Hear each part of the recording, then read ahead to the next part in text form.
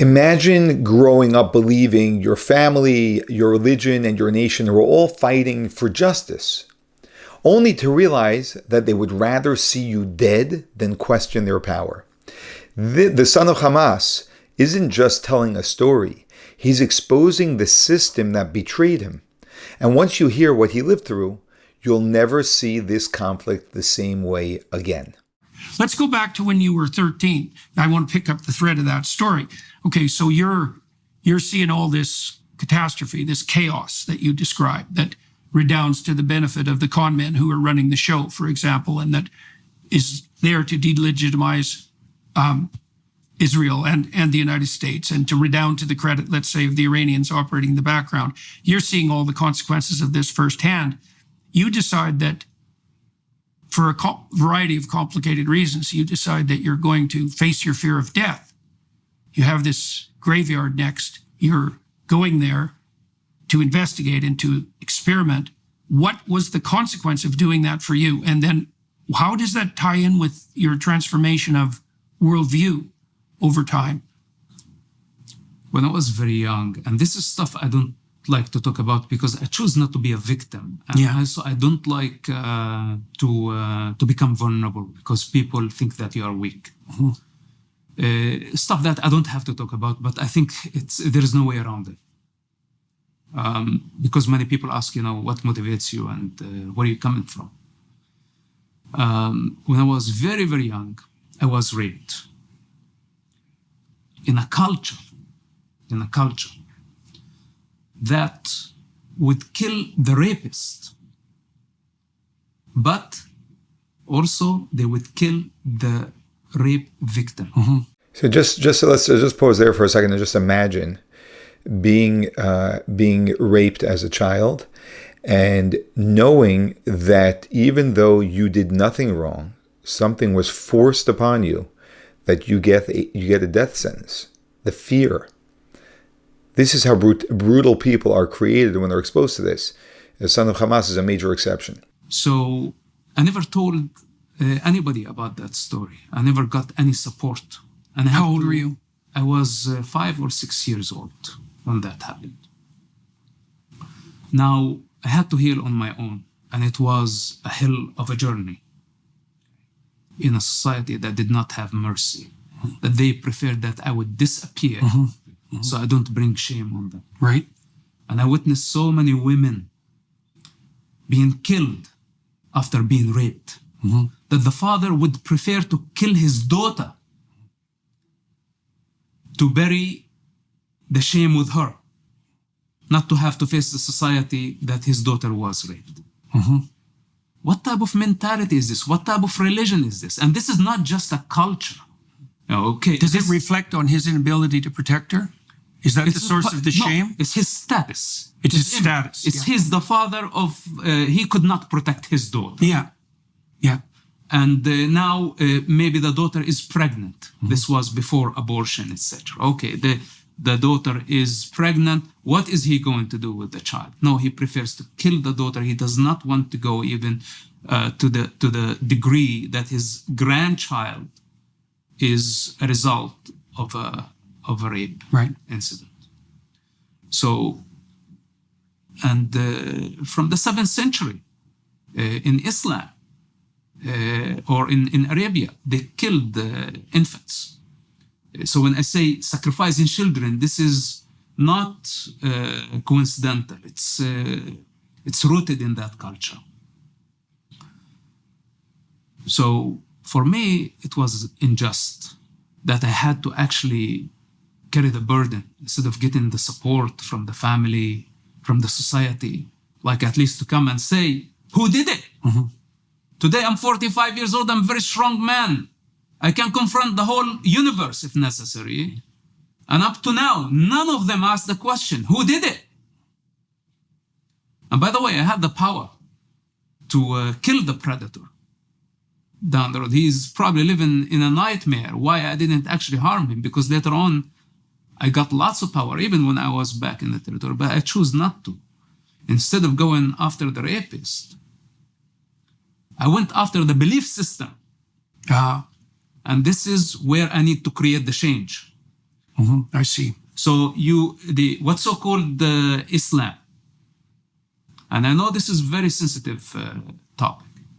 If the belief system, if Allah thinks that the rapist and the raped are equal and they deserve the same punishment, then this God does not have authority over my life. And this is where I start questioning the entire belief system, and I rebelled. How come you're still alive? Well, they tried to kill me, and they're still trying to kill Yeah, I me. bet. They have been trying to assassinate me politically, at least. All these progressives and Muslim Brotherhood wearing all type of masks in the United States. They have been trying to discredit me, so I cannot even speak for myself, to defend myself, because I'm speaking on behalf of all the wounded children in the region. And I know their game, and I know they don't care for the children. Yeah, he makes a major point. They don't care about the children. Anyone that cares about the children in Gaza would ensure that Hamas is entirely destroyed and never in power again.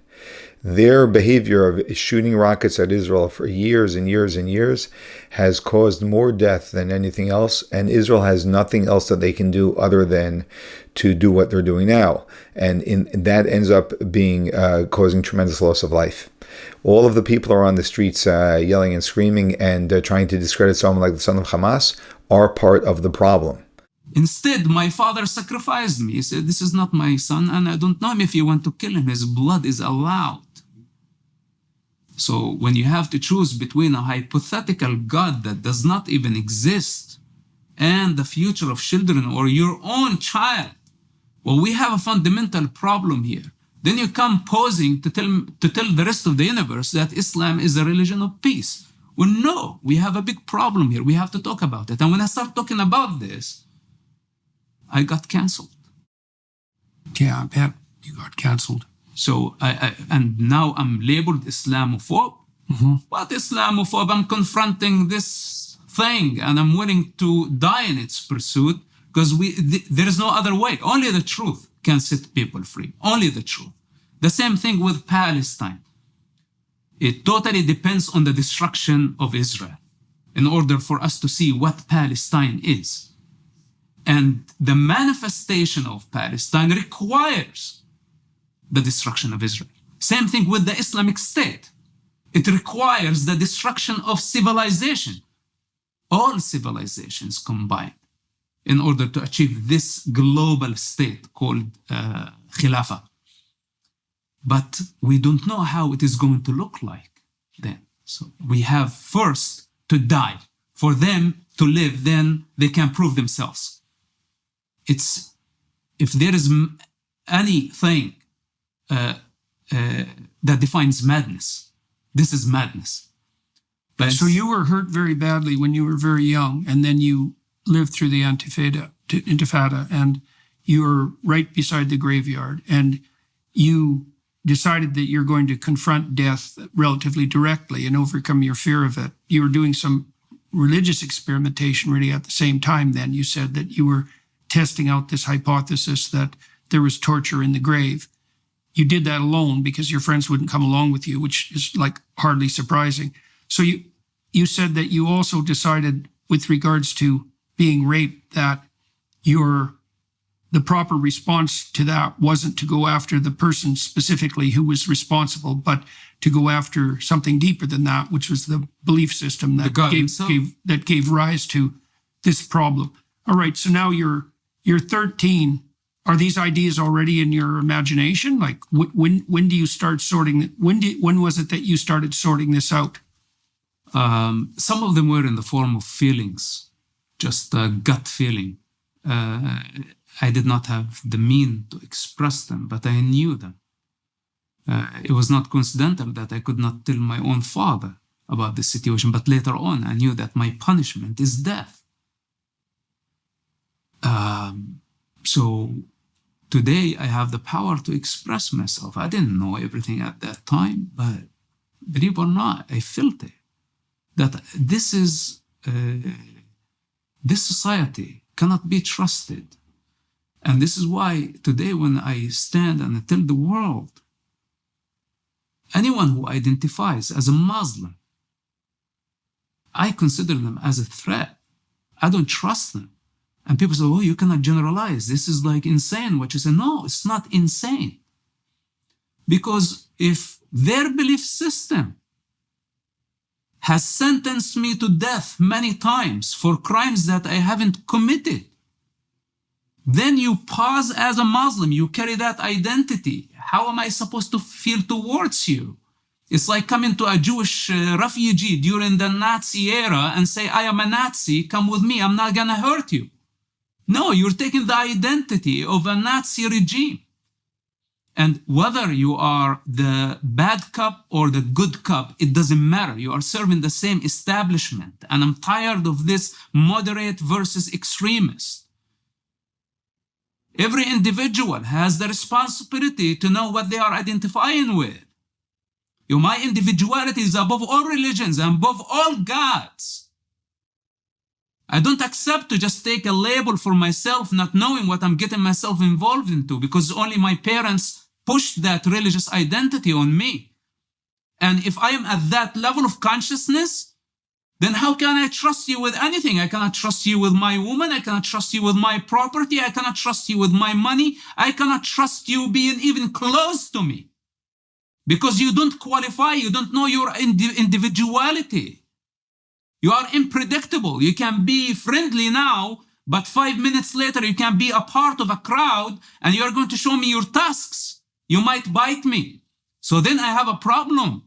You see, what he's demanding over here is a very high level of responsibility, but not even a high level, a level of responsibility, which is what defines all good people.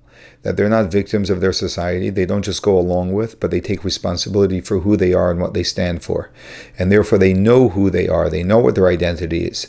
And they don't let the environment around them tell them how they should be. What do you make of moves on the part of countries like the UAE and the other countries that are involved in the Abraham Accords, let's say? Because that it looks to me like that's a pathway forward, much different than the pathway laid out in Iran, that holds out the possibility of something like a rapprochement between, let's say, Christianity, Judaism, and Islam. Do you see any hope on that side of things? Yes. With the statement that I made, this is my fundamental stand. I don't compromise this truth. And I don't respect anyone who identifies themselves as a Muslim, in principle. Because why? Okay, but this is my fundamental stand because I aim to reform a generation.